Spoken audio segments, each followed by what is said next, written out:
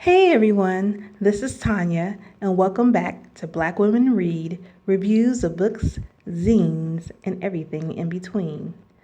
About a week or so ago, I attended a local zine fest. If you don't know what a zine is, it's a take on the word magazine. It's basically a way to self publish one's writings, drawings, poetry, etc. Zines are typically formatted like booklets, and people write about a variety of topics ranging from racism to gardening to homelessness and to their travel adventures.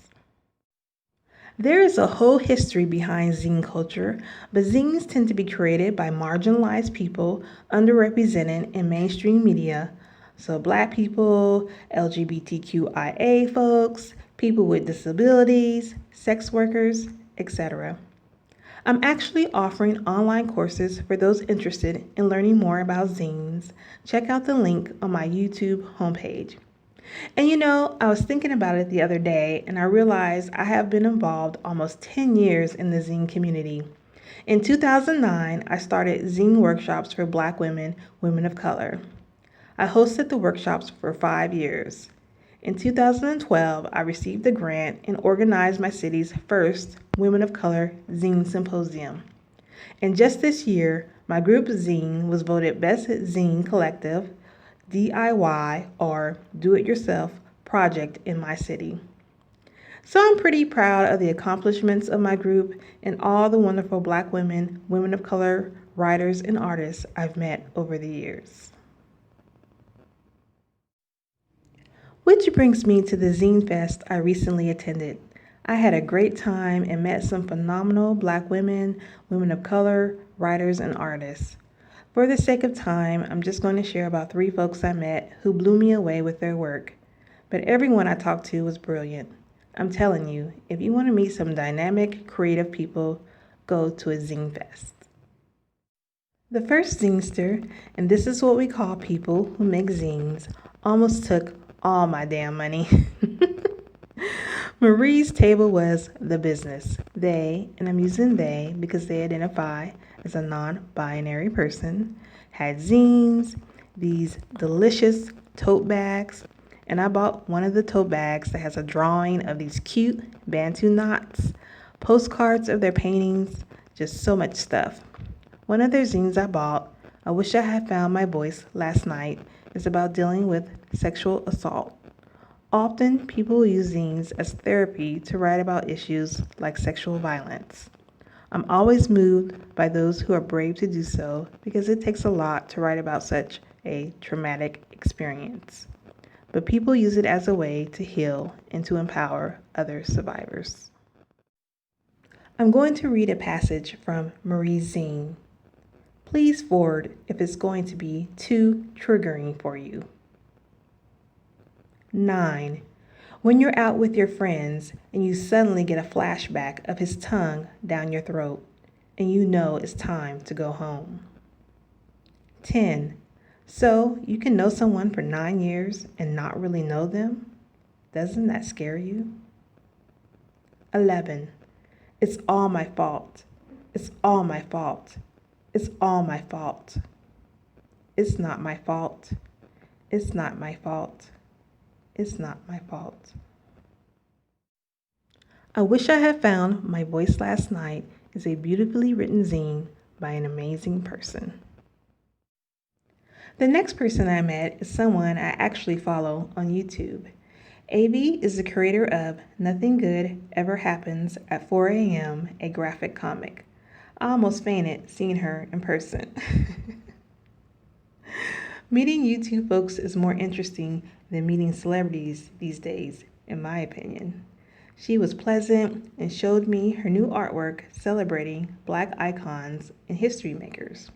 She had this huge portfolio featuring a ton of her drawings, but I've been wanting to get my hands on Nothing Good Ever Happens at 4 a.m. for a minute now. The storyline is about zombies in the hood. Can you imagine? I told Avy that I got her alerts for her videos. She stated she makes her videos by holding her camera phone in one hand and drawing with the other. I was very impressed. So definitely check out Avy's videos on YouTube, and just remember, she's doing it all with one hand. Real love. I'm searching for a real love. Hey, someone to set my heart free. Real love. Okay, yes, I know I can't sing. But I was singing the song because that's what's playing in the video, but I can't play the song, of course, because of copyright and all that. The wonderful woman dancing in the video was my table mate at the Zine Fest. Her name is Alexa. She played Mary J for me because I told her I am a huge MJB groupie. Yes, I am. So she was sweet enough to put What's the 411 on her mini boombox. Alexa is from the Bay Area, and it was interesting because there were a lot of people from California at this particular zine event. She had a great display of zines and other DIY projects from her small press company. My favorite zine I got from her is called Fuckboys Throughout History. Now first, I have to say how much I love the term fuckboys. It's about time we have a word that calls out the asshole behavior of guys.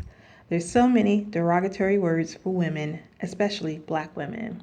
We have thought, and bedwench, and chicken head, and hood rat. And then we have the classic standards like bitch, slut, and hoe. So I am really appreciating the term fuckboys.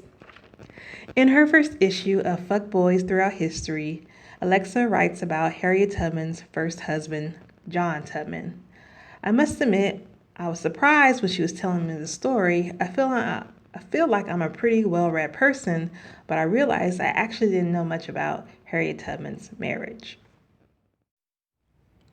As the story goes, John Tubman was a free man when Harriet married him at the age of 25. One day, Harriet learned she was going to be sold away. Of course, she didn't want to lose the love of her life. So she asked John to escape with her to the north. Not only did he say no, he threatened to tell her slave owner her plans. That's why John gets the title of fuckboy. So I'm going to read a little bit from the zine, and this is actually years later when Harriet returns to rescue John.